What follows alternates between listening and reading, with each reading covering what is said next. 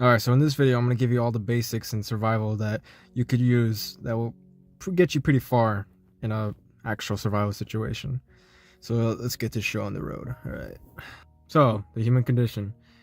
We humans, we go through a lot of shit. But at the end of the day, it's not the bad stuff that matters, it's the good stuff. And we humans are pretty badass in our own right. Why you should learn this? Well, one, it's in our genes. We gain fulfillment from it. Which means, yes, everyone, and I do mean everyone, has a survivor gene in them. It doesn't matter who you are. It can be the most pretentious, fucking, nah, I don't like going out in the wild. I'd rather stay in my hands and keep my hands all nice and soft. Like, no, you fucking don't, right? Everyone in this world has the ability to be a survivalist. Has the ability to go out in the wild and actually enjoy it and get some fulfillment from it. And the second reason, it's essential and useful. And the third reason, just in case of a disaster, be a useful human even without technology. It's rewarding and fun, and of course you can flex on people. So, the fundamentals. We got food, water, shelter, and of course fire. First up is going to be shelter because it's probably the quickest thing you can set up, and it will keep you alive for quite a while. Trust me, you do not want to die of hypothermia. So when it comes to shelters, physics has determined that the most structurally stable building shape you can make is a pyramid.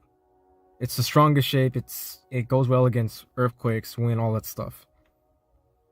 And this is due to the fact that if it strikes at something like let's say a building was shaped like a cube, well, that wind's just going to hit straight at it and it's going to cause a lot of strain.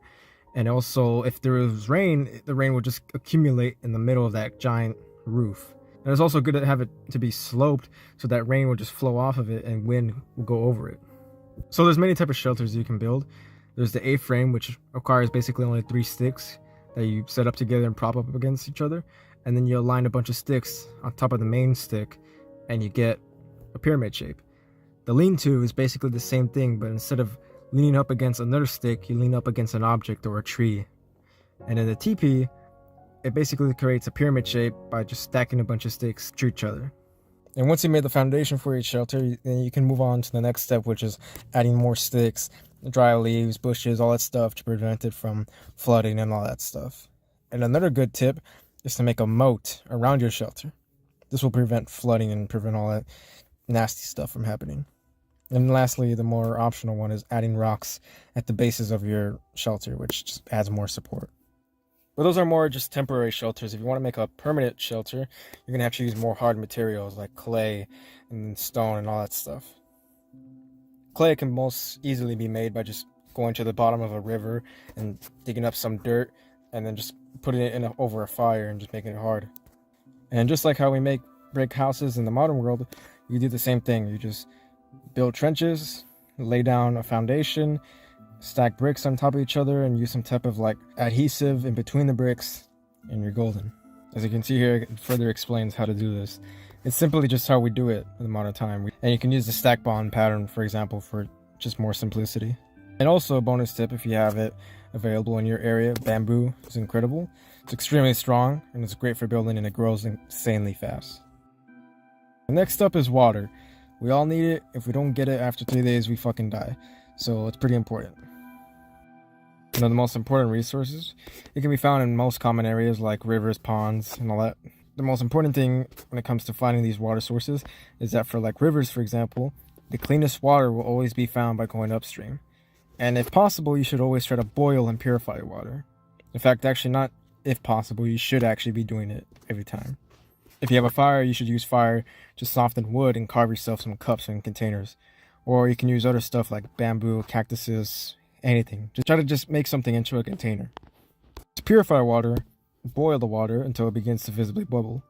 That's when it should be pretty much good. If you still don't have a container for some reason, then you can still use the rock boiling method, which is where you cook a rock to a really high temperature and then you just put it in a puddle of water, and this will boil the water. But of course, not all water is perfectly clean, and also boiling is good, but there's still a lot of nasty, probably gunk in there, and the fire is not going to get that. So if you want a pure water, if you want to fully purify it, you're going to make a water filter. As you can see, for example, this water bottle here, if you stack multiple layers of grass, sand, charcoal, and fabric and stuff, then pour water at the top of the bottle and have it go through all those different layers of gravel, grass, etc. And then it will come out more cleaner and refined. Of course, this isn't fully purifying it. This is just getting rid of some of the gunk. Once the water comes out of the end of the bottle, you should still boil it afterwards. It simply just makes it more clean than it would be if you were to just boil normal water, for example. So that's the main takeaway. Always boil and filter your water as much as possible. Once you have a reliable fire source and like filtering method though, water shouldn't really ever become a problem ever again, and you can just get a bunch of water and store it somewhere. And where you're going to store it is underground, in a cool, dark place away from sunlight. Water doesn't really expire, but other contaminants can get into it. So you should try to store it. And next up, food. So first off, before getting food, you need to capture it, of course. We are heterotrophs, which means we are organisms that need to eat other organisms to survive.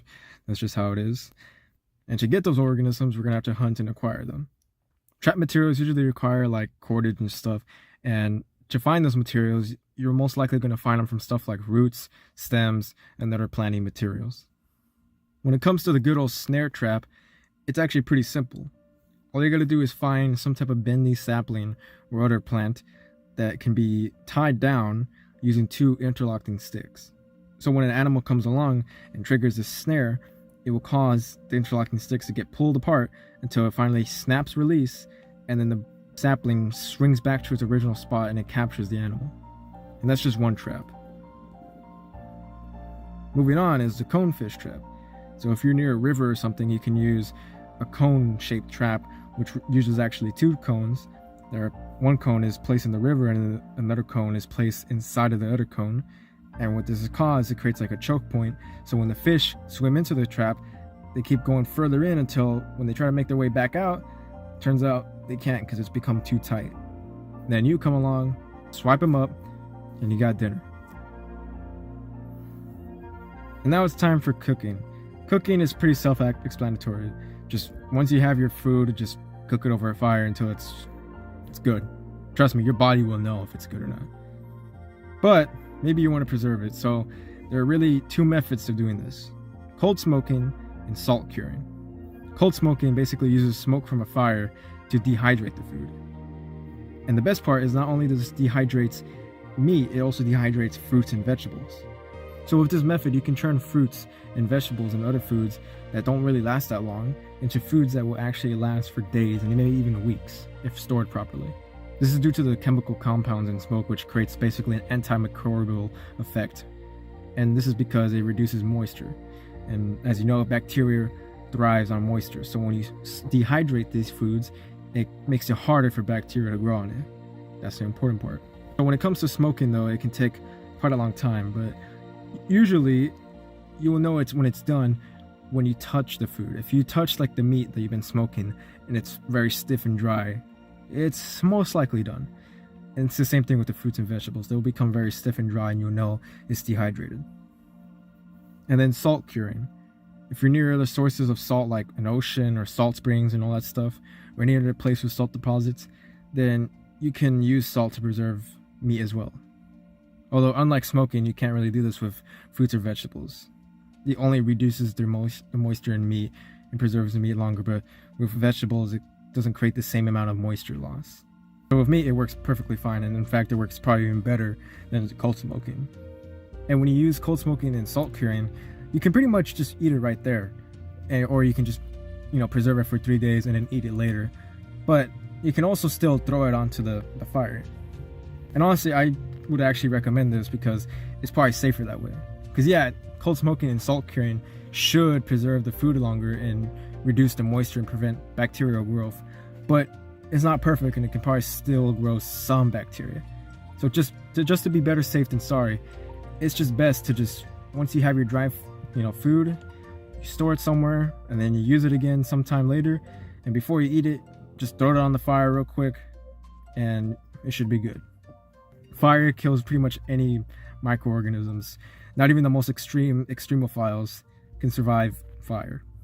In fact, they can't even survive being put over a candle flame. So if you're worried about that. There you go. Now, just to clarify, so no one makes a damn mistake of eating some super mineralized like salt. Not all salt is edible, of course. To turn natural salt into a rudimentary form of like table salt, it's gonna have to be boiled. To get the most amount of salt possible from whatever salt deposit you're using, like an ocean or a lake, you're gonna have to swim to like the deepest part you can manage. So if you're in an ocean, you're gonna have to swim out far out, go underwater and try to collect as much water. If it's a spring, it's the same thing. Swim pretty deep down to the bottom of the floor somewhere, try to get some water there. And then once you collected the water, make your way back up and then let it rest on the ground for like an hour or so. This will cause the salt to collect at the bottom of the container, and then which you can just go to whatever fire you have, boil the water until you start to see white flakes and chunks begin to form in the container you're boiling. These like flakes and salt chunks can then just be collected and grounded up into a fine powder. And this salt can now be used in preservation, salt curing, and even wound dressing, which I'll touch on upon later. So now that I taught you how to preserve meat, fruits, and vegetables, all that stuff, how do you know which fruits or vegetables are poisonous or not? Meat is pretty self-explanatory. You can pretty much eat any like large mammal without any fear of becoming sick. But with plants, it's a little bit less obvious, obviously. Well, first off, the most common traits of a poisonous plant are plants with milky sap, fine hairs, spines, umbrella-shaped flowers, shiny, waxy leaves, that type of stuff. And green and white berries are also usually poisonous or inedible. And unless you're like a mycologist or something, I would avoid mushrooms altogether, because it's very hard to distinguish poisonous and non-poisonous ones. I mean, you can still do the test, but like, just be very careful around mushrooms. So the test, the way it works is that you find a plant you want to test, all right? And then what you do is you separate the plant by all its different individual parts, the flowers, roots, leaves, stems, all that stuff. Separate them all. You're going to have to test each part of the plant you want to eat. And yes, it's going to be time consuming, so it's best that you have already a nice stable supply of food before you do your test. The first test is simply a skin test. Most plants are so poisonous that simply touching them will cause a reaction. So instead of putting it in your mouth and causing something horrible to happen, just rub it on your skin first and see if anything bad happens. If nothing does, continue. Next, rub the plant on your lips for a little bit. Once again, if nothing bad happens, you continue on. And now you move on to actually tasting the plant. Put a small piece in your mouth, let your tongue move around, all that stuff. Wait another 15 minutes or so. Nothing happens, you don't taste any bitterness, soapiness, or anything, then continue on. Now you're going to want to take a piece and chew it and swallow. And then you're going to have to wait until 8 hours and see if anything bad happens. Like I said, it's going to take a while to do these tests. But you got to find out for sure that there's no digestive issues going on, or there's anything bad that happens on after you ate in it. A single edibility test can take an entire day, so like I said, be prepared. And an important note, even if the plant is safe to eat, it's still just a good idea to cook it, as it breaks down tough fibers in plant cell walls and makes it more nutritious. For cooking plants, it's a little bit different than cooking meat, obviously, but it's still generally the same idea. Plants usually come in these two types of forms, which is the more delicate pieces like the leaves, stems, flowers, all that stuff, and then the more hard and robust things like the roots, the actual vegetables, fruits, all that stuff. And they're going to be cooked a little bit different. For the more robust and tougher parts of a plant, you're obviously going to want to cook it over a fire, give it a little roast here and there, and then you can eat it from there. And then for more delicate parts like the leaves and stems, you obviously don't want to cook it over fire.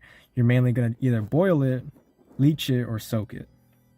And actually, this can be kind of nice because, for example, if you boil a bunch of leaves in a pot of water, it can actually give the water a nice minty taste. So if you're tired of drinking the same old water, there you go.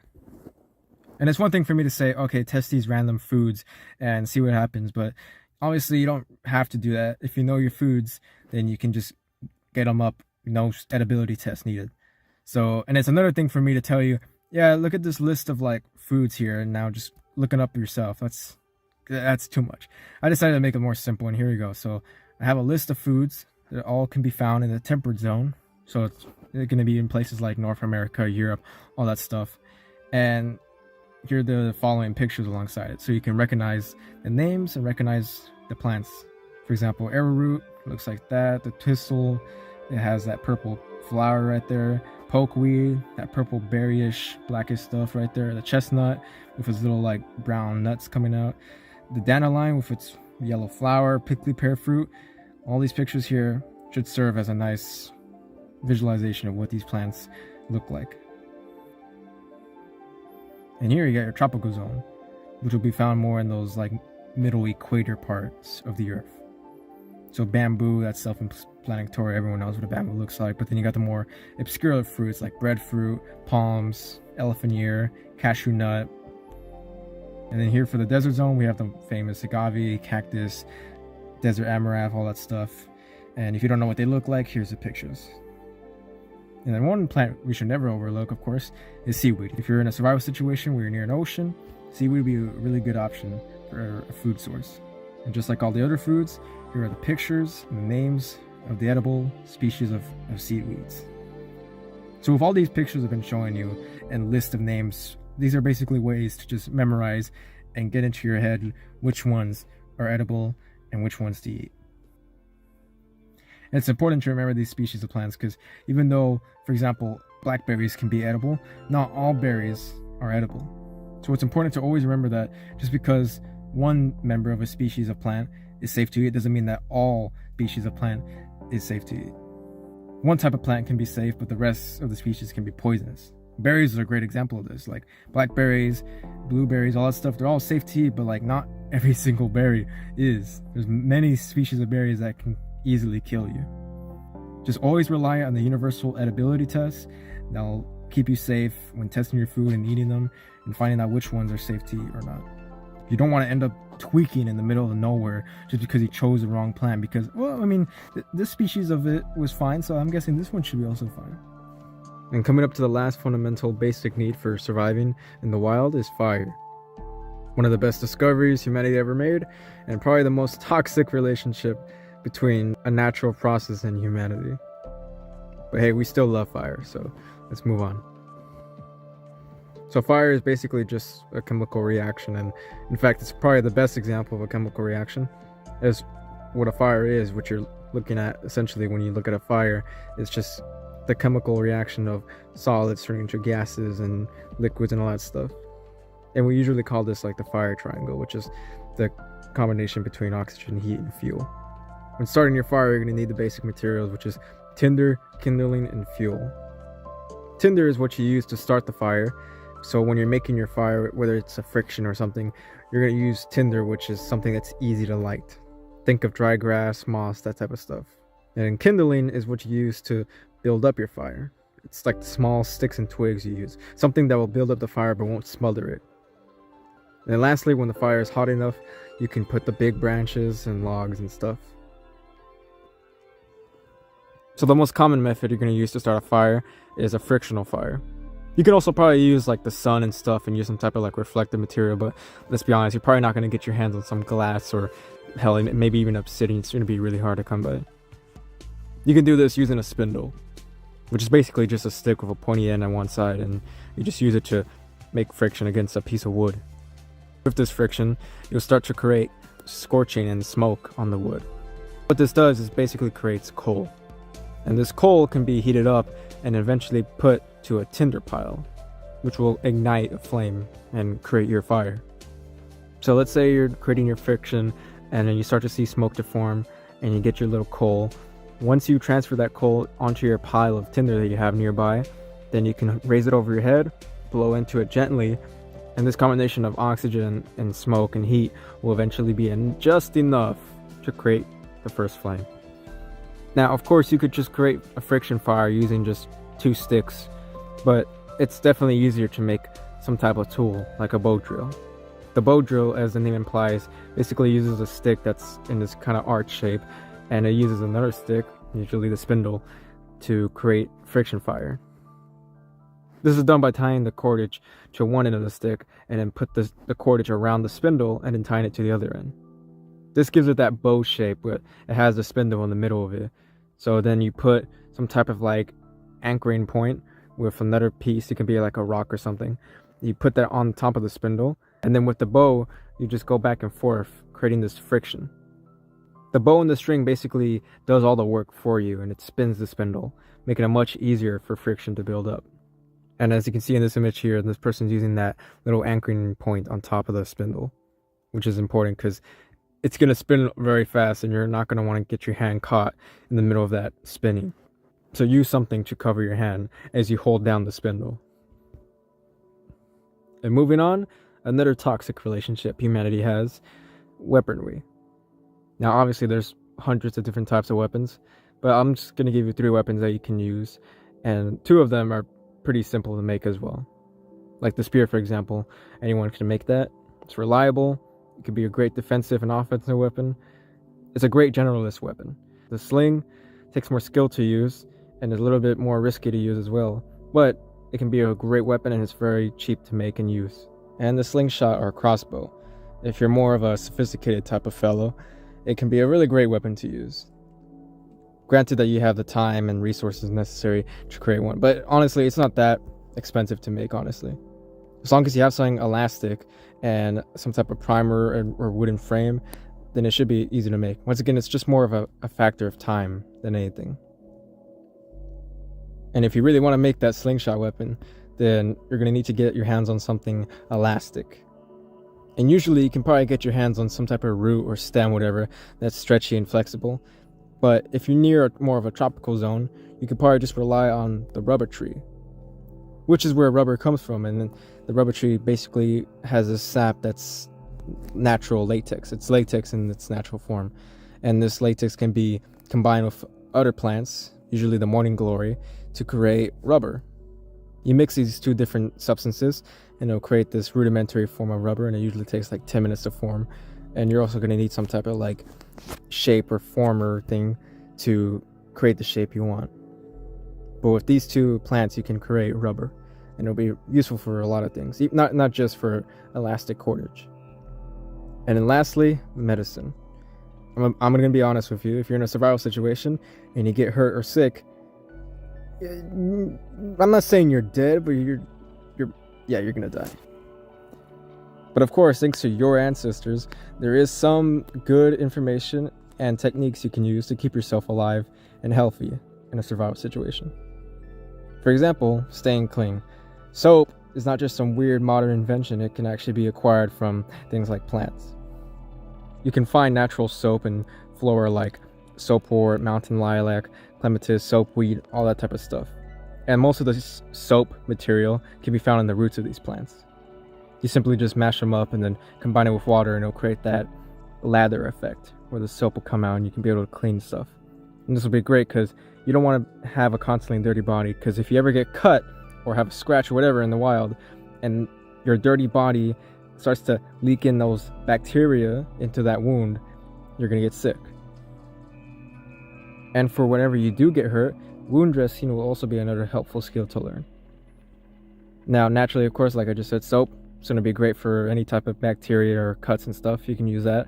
Or if you want to be a little bit more extra and safe, you can use saline water, which is a mixture of salt and water to create an antibacterial solution. Aloe vera is also another great substitute. It's been used a lot by the Mexicans and shit. It's cactus gel, and it can dress wounds and heal things, and also keep wounds moist, which is important for healing. And lastly, honey, because honey is God's nectar. It's the best shit. You put that shit on wounds and it will like stiffen up and stuff, and it'll keep bacteria out of those wounds. It's great shit. And for stuff like infections internally, you're gonna need some type of antibiotics. So let's say you didn't get sick or something from like a cut or something, you got sick from just some random bacterial disease, you can still treat it with antibiotics. And specifically with penicillin. Penicillin essentially just comes from mold and fungi. And this mold and fungi grows specifically on fruits and most breads. If you look at this picture of a moldy orange, for example, the penicillin is located on the greenish, bluish molds. Not the white or the light blue parts, just the green parts. These greenish, bluish parts are the fully matured mold. And that's where you'll find the actual doses of penicillin. So let's say you don't want to get sick out in the wild. What you would do is you would get some type of fruit, right? Like an orange, for example, again. And you would leave that to mold. You'd wait until the mold fully matures and turns into that green-blue color.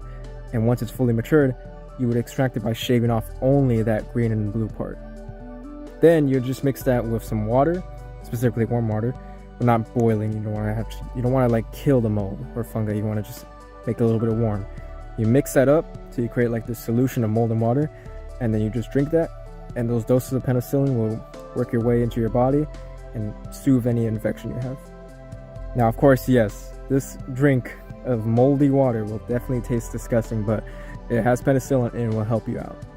Without any other type of like modern synthesis or like lab or anything, this is the only way you'll get some type of like antibiotic out here in the wild.